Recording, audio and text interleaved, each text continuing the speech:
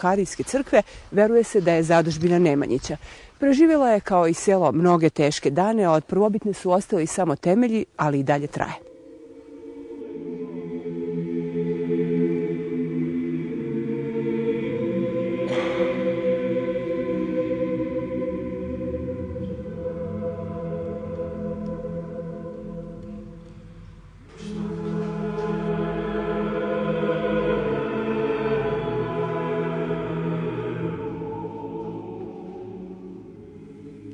Crkva u Brekovu je bila, a delom i sada, pod drvenim krovom. Kuće u Brekovu već stoljećima pokrivaju se kamenom. Ovo se zove ploča Maćanska ploča. Vadi se i radila se nekada u selu Maće, to je u blizini Katića, u Ivanjičkom kraju. Najinteresantnije je to što ova ploča, kada se jednom pokrije, sa njom nema prekrivke i nema potrebe da se ona nekoliko može vekova da traje, a svaka se ploča vezuje najmanje sa 3 eksera. Kada se ona veže i stavi, znači da ne može da spadne, ne može joj vetar ništa. Pogotovo ovaj kraj što je poznat po tom, kako ga ovde narod zove, velikom vjetru ili južni vetar koji duva odozdo sa mora kada dođe ovde. To su jaki vetrovi koji od 90 do 130, 140 km na sat duvaju. Rukovet knjiga iz Brekova, knjiga stihova, kako i ne bi kad ovdašnje društvo književnika Prvo zrno suncokreta postoji pune 4 decenije i jedino je seosko književno društvo koje je opstalo do današnjih dana.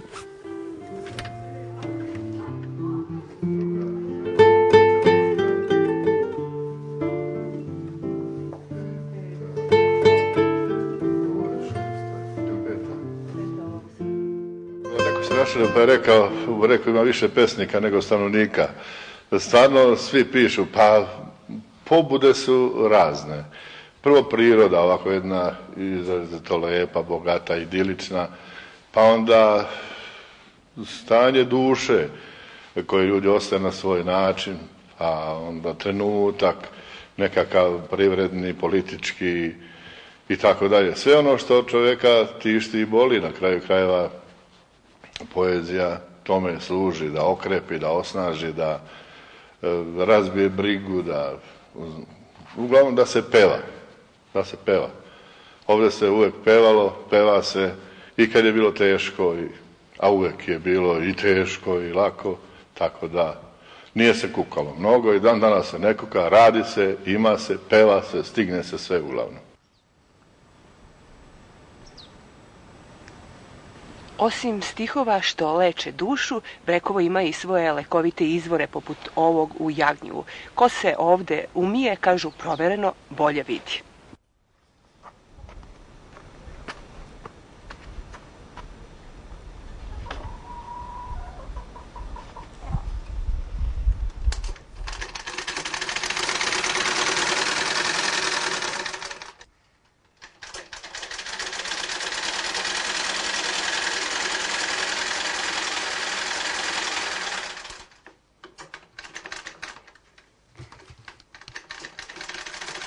Zimi se ni u kući bez šajkače ne može, a vi ste majstor za šajkače. Koliko ste ih to napravili do sada, znate li? Pa taj je broj veliki, to ja ne mogu sad da ti kažem. Od 60. godine ako sam završio zanat, ja radim. Sva narodna dela sam radio. Dugo godina, pa jedno vreme je to konfekcija preuzela, malo je taj posao bio i zastao. U zadnje vreme je popularno ovo da se šije najviše narodna nošnja. Pa pevači grupa i folklora. To mi je sad najveća specifičnost da radim. Šajkače, pantalone, prsluke za narodnu nošnju, sve radim. I tako. I taj sam posao voleo jer ja sam faktički, nažalost, bio jedini oca i majke, pa me nisu dali da idem u školu, nego da ostanem kod kuće, da živim na selu. Ja sam to i prihvatio. Voleo sam neki zanat da radim jer od toga je se moglo najbolje da živi. Rešio sam da završim krojački zanat, završio sam na 2 godine u Sirogojnu. 60. godine sam kupio ovu mašinu u Arilju, polovnu, nisam imao para da kupim novu, ali mi se nisu one nove mašine toliko ne sviđale. Ova mašina je nečuvena, nemačka mašina predratna koja odgovara, pogotovo što kod nas ima da se šije i od seljačko sukno što tku žene, malo jači materijal, to ove nove mašine ne mogu da rade. Ja sam nastavio to da radim i do današnjeg dana radim. Ne radim punim kapacitetom jer sam u većim godinama i nemam ni potrebu toliko da radim ovo. Za koliko vi to jednu šajkaču možete da napravite? Pa do pola sata. A vi ste i, kažu, majstor raznoraznih zanata, svašta nešto znate. Još usto i pevate i svirali ste trubu. Pa svirao sam 15 godina trubu, vodio sam orkestar. Pošto je malo to šivenje bilo stalo, prešao sam na konfekciju, ja sam zavolio trubu i to sam radio.